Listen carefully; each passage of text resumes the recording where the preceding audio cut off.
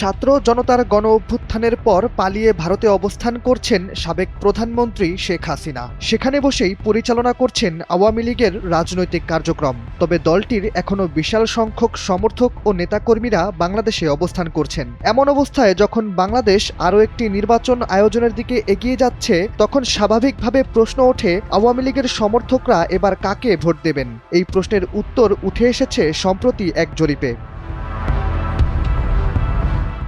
বুধবার রাজধানীর প্রেস ক্লাবে আনকভারিং দ্য পাবলিক পালস শীর্ষক সংবাদ সম্মেলনে তুলে ধরা হয় সম্প্রতি একটি নির্বাচনী জরিপ, যেখানে দেখা যায় আওয়ামী লীগের ভোটারদের অন্তত 48% ভোটার বিএনপিকে ভোট দিতে চাইছেন।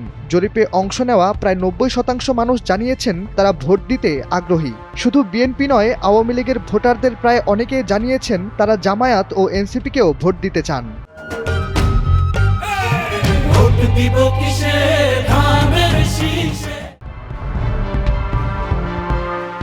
জরিপের ফলাফলে আরও উঠে এসেছে, আসন্ন নির্বাচনের আগে ভোটারদের মাঝে বিগত সরকারের দুর্নীতি নিয়ে সবচেয়ে বেশি অনাস্থা তৈরি হয়েছে। তাই তারা আওয়ামী লীগের বদলে অন্য রাজনৈতিক দলকে ভোট দেওয়ার সিদ্ধান্ত নিয়েছেন।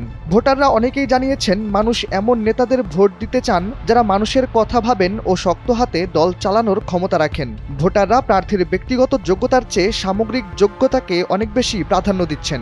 জরিপের ফলাফল তুলে ধরে সংবাদ সম্মেলনে আরও বলা হয়, এবার ভোট দেওয়ার জন্য মানুষ দল ও প্রার্থী দুটোকেই সমানভাবে গুরুত্ব দিচ্ছেন। তাছাড়া আসন্ন নির্বাচনের নিরাপত্তা শঙ্কার কথাটাও সমানভাবে উঠে এসেছে ভোটারদের মুখে। 64 জেলার 180টিরও বেশি সংসদীয় আসনে চালানো হয় এই জরিপ, যা থেকে আরও জানা যায় শুধু নতুন ভোটাররা না, যারা 2008 সালের পর প্রথম ভোট দেবেন তাদের একাংশ এবার বিএনপি, জামায়াত ও এনসিপিকে বেছে নিয়েছেন। শাহরিয়ার আহমেদ, এনপিবি।